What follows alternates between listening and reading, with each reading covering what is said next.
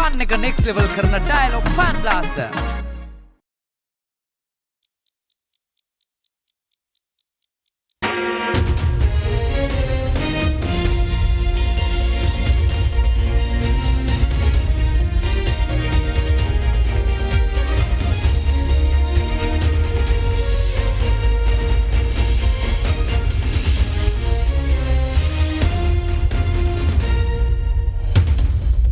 Tonight, on First at 9 this Monday the 9th of December 2024.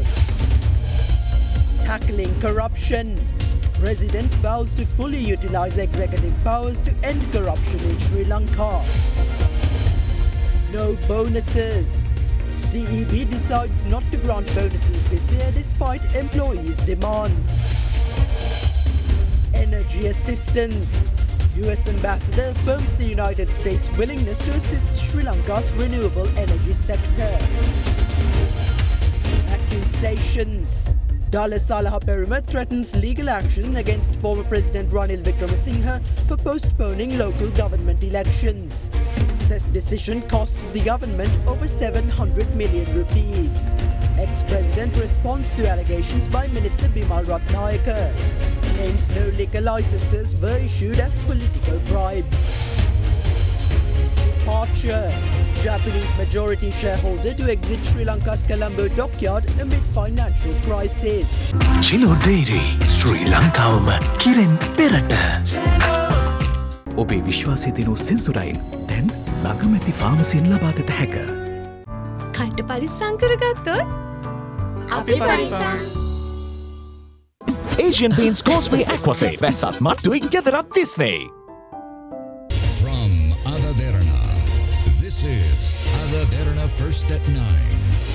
Live from Studio 24 in Colombo. Good evening and welcome to Sri Lanka's premier primetime English news bulletin, Derana First at 9. I'm Tarindu Mahendra, joining you live with the latest in Sri Lanka and from around the world. In your top story this evening, President Anura Dissanayake affirmed his commitment to fully exercising his authority in the fight against fraud and corruption, emphasizing that laws are meaningless if those in power do not effectively fulfill their responsibilities.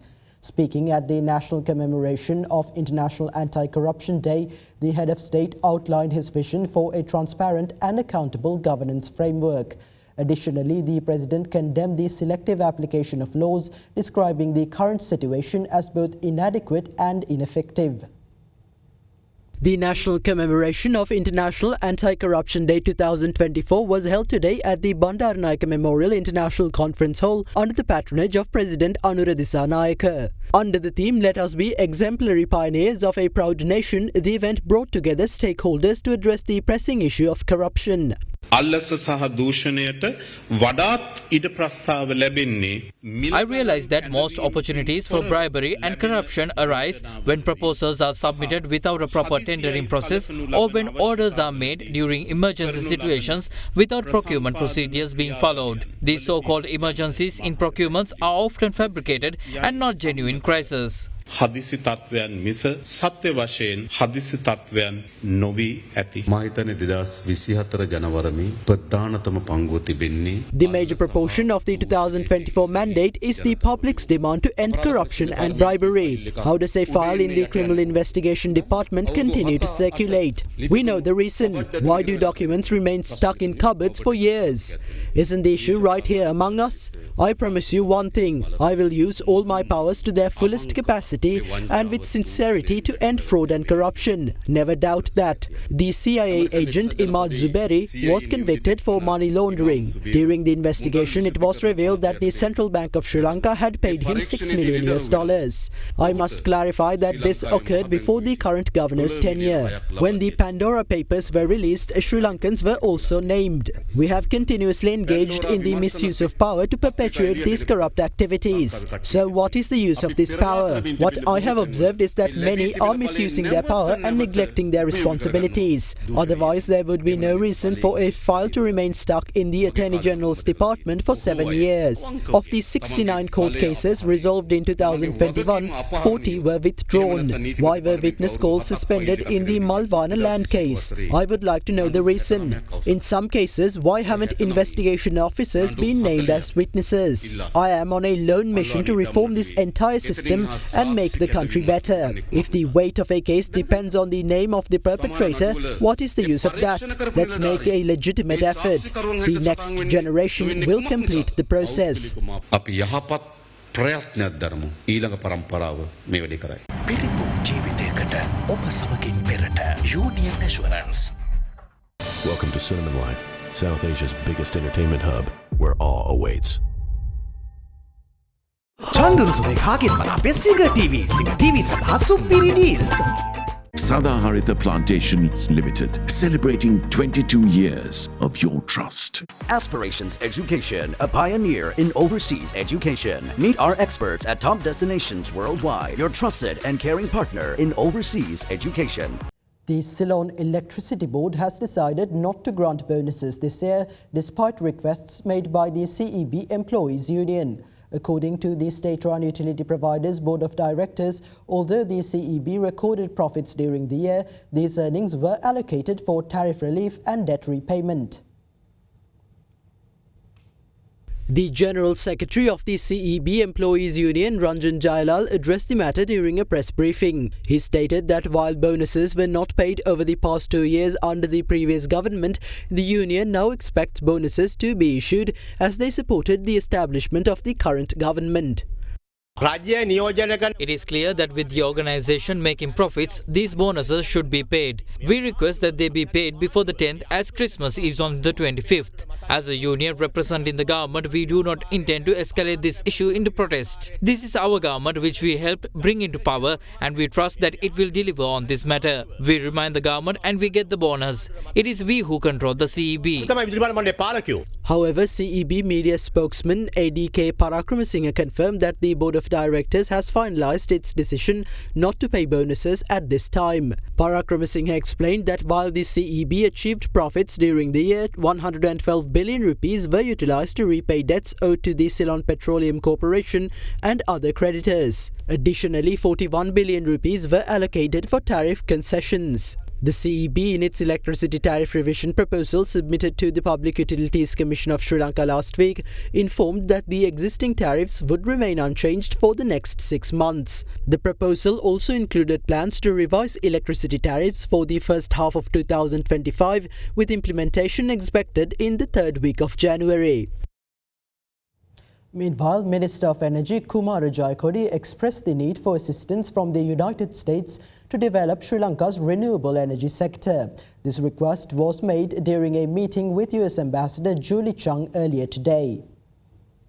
During the meeting, Ambassador Chung affirmed the US government's willingness to provide technical and other forms of support, particularly for the development of Sri Lanka's energy sector. In a statement, the Minister of Energy noted that Minister Kumara Jayakodi outlined the new government's energy policy and vision, emphasizing the importance of US support in advancing the country's renewable energy initiatives. Meanwhile, the US Ambassador also met with the Minister of Environment, Dr. Dhammika Patabandi. During their discussion, Ambassador Chung emphasized shared priorities including climate adaptation, energy transition, agricultural sustainability and strengthening USAID programs that align with Sri Lanka's national goals. The ambassador stated that as climate impacts continue to disproportionately affect vulnerable communities, collaboration between nations is essential to address these challenges effectively. Fast track your career from O levels with eSoft. Diabetol සීනිවලින් පරිස්සම් වන ඔබට අමතක නොවන පෝෂණය. Prime Group ලංකාවේ ප්‍රථම වතාවට හඳුන්වා දෙන land leasing ලේසියෙන් මීටමක්. Single 1111 up to 60% off from the 11th November to the 17th of November. Kalani wire කිසිගින්නක් නැහැ. කිසිගින්නක් නැහැ. Kalani Fire Shield Wire. Former President Ranil Wickremesinghe's office issued a statement claiming that the former president did not issue any liquor licenses in violation of the rules and regulations of the Excise Department and highlighted that government has received a revenue of over 3.1 billion rupees during the first 9 months of this year through the new licenses. The statement was issued in response to the allegations made in Parliament by Leader of the House, Minister Bimal Ratnayaka, that the former president has issued liquor licenses as political bribes. Addressing Parliament recently, Leader of the House, Minister Bimal Ratnayaka, disclosed that former President Ranil Wickremesinghe has issued 361 liquor vendor licenses and claimed that 172 of them were granted as political bribes. A total of 361 permits have been issued since January.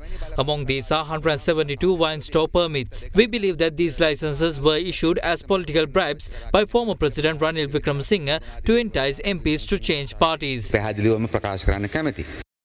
In response to these allegations, former President Ranil Wickremesinghe's office issued a statement regarding the issuance of the relevant excise licenses. The statement claims that the liquor vendor licenses were issued pursuant to the rules and regulations of the Excise Department. According to the statement, government had earned more than 3.1 billion rupees during the first 9 months of this year through the issuance of new licenses. The statement points out that the legitimacy of the procedure followed in granting the liquor licenses was verified through the recommendations made in the letter forwarded by the Election Commission to the Commissioner General of Excise on the 19th of August. It further highlights that the incumbent Cabinet of Ministers has the power to renew or revoke these formal revenue-generating liquor licenses.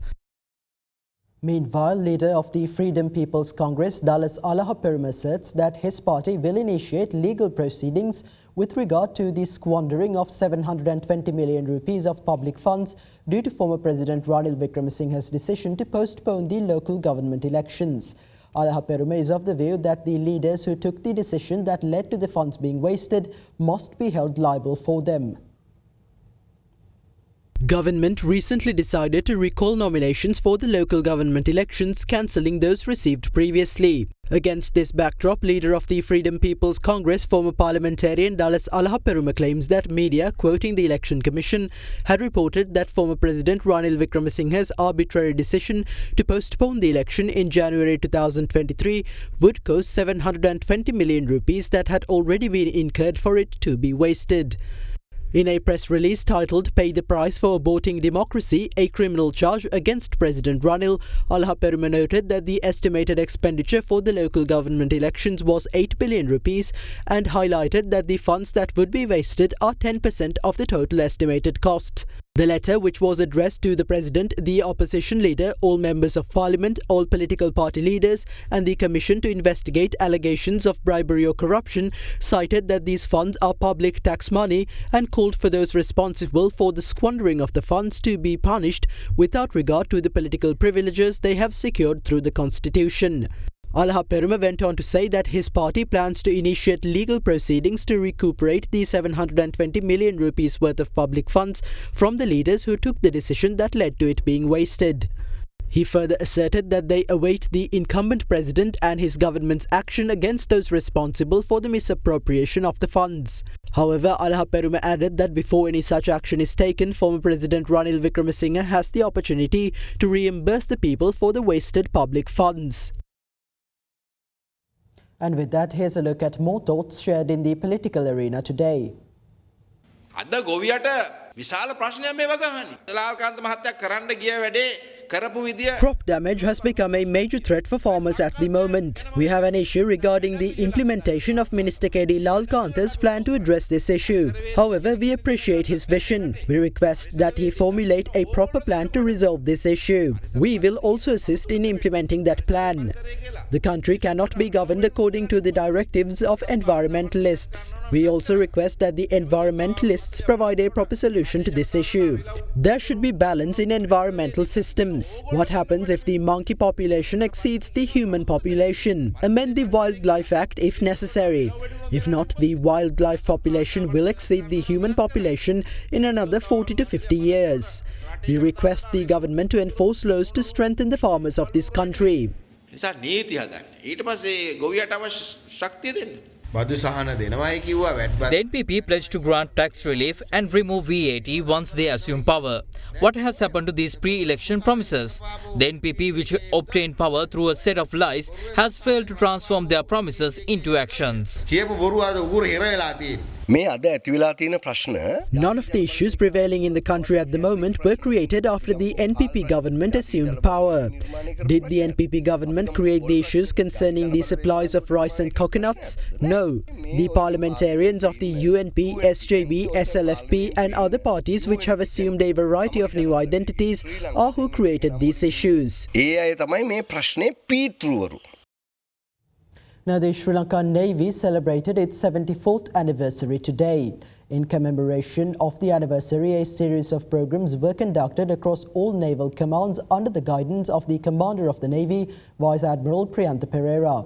Religious activities were conducted at the Sacred Temple of the Tooth Relic and the Kalaniya Temple, and blood donation campaigns were held across the eastern and northwestern naval commands. Meanwhile, following the recommendations of the Commander of the Navy, a total of 2,138 sailors were promoted to higher ranks.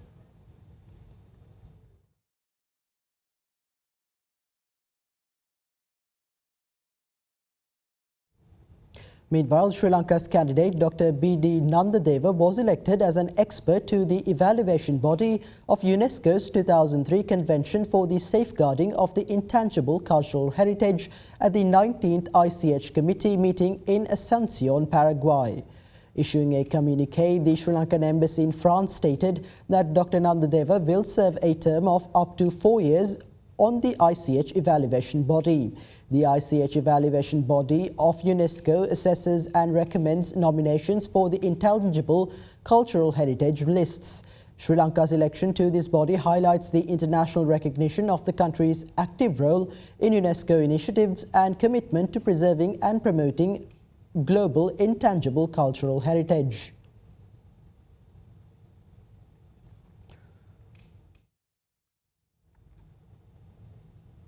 The former director of the Colombo Crimes Division, ASP Neville Silva, has been arrested by the Criminal Investigation Department. However, the reason for the arrest is yet to be ascertained. And with that, here's a look at more local news across the country in brief.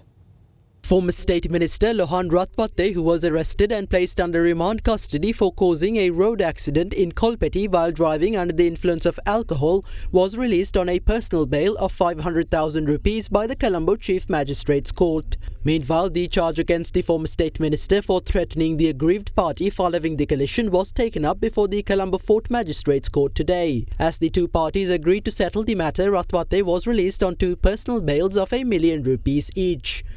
Meanwhile, notorious underworld figure Janit Madhusanka alias Podilassi was ordered to be released on bail after being produced before the Balapitiya Magistrate Court this morning. He was a suspect in the legal matter pertaining to alleged death threats made at the Busa prison against former President Maithripala Sirisena, the then Defence Secretary and certain high-ranking officers of the prisons department.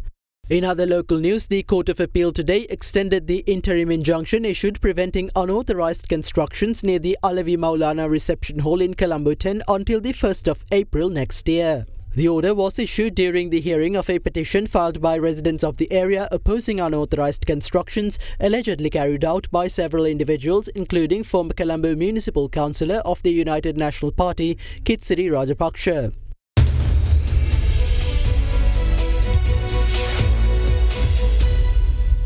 Welcome back. In business news, Sri Lankan ship repair and shipbuilding company Colombo Dockyard PLC said its Japanese majority shareholder Onomichi Dockyard Company Limited is exiting from its investment and is withdrawing from the management amid a financial crisis, paving way for Colombo Dockyard to find a new investor.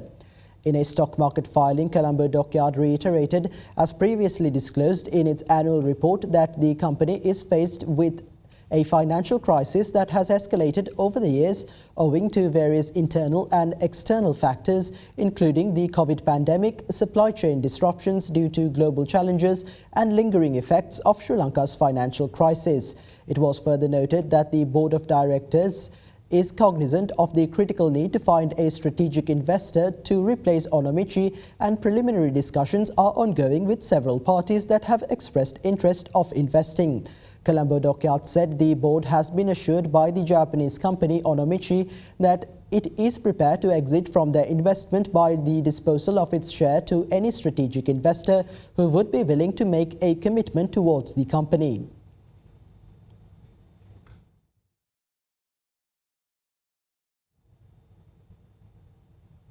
Sri Lanka's Joint Apparel Exporters Association Forum has partnered with civil society organisation Solidaridad to help local businesses comply with the European Union's Corporate Sustainability Due Diligence Directive. JAAF Secretary-General Johan Lawrence emphasised that this partnership is crucial for Sri Lankan industries to meet evolving global trade norms. The directive, which focuses on human rights and environmental standards, applies to EU-bound supply chains. While not mandatory for Sri Lankan suppliers, aligning with the CSDDD is key to maintaining competitiveness in the EU market, which accounts for 30% of Sri Lanka's apparel exports. The Colombo Bourse closed in positive territory today as a result of price gains in counters such as Hayley's, LOLC Holdings and Hatton National Bank. The all-share price index closed 0.77% higher at 13,718.75 points, while the S&P/SL 20 increased 0.71% to end at 4,090.92 points. Market turnover crossed 4.4 billion rupees. The diversified financial sector was the top contributor to market turnover, followed by the capital goods sector. Foreign investors closed as net buyers, purchasing shares worth 155 million rupees.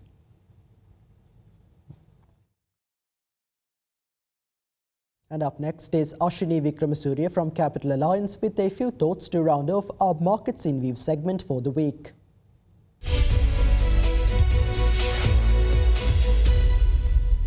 The domestic stock market has risen over the previous week.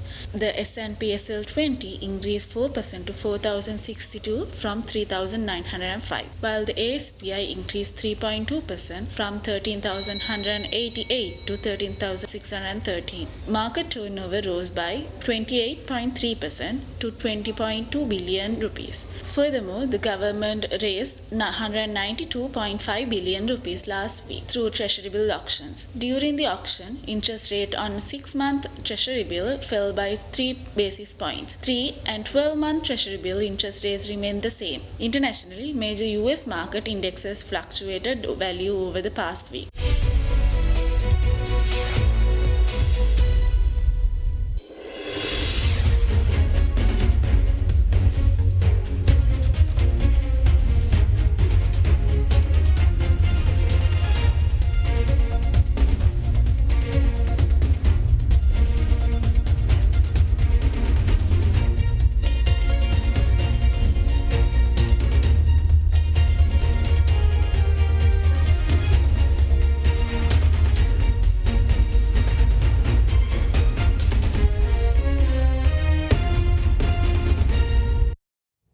That's all from us here at First at 9, and as we wrap up tonight's news, we would like to leave you with visuals of what is called the world's most expensive Christmas tree.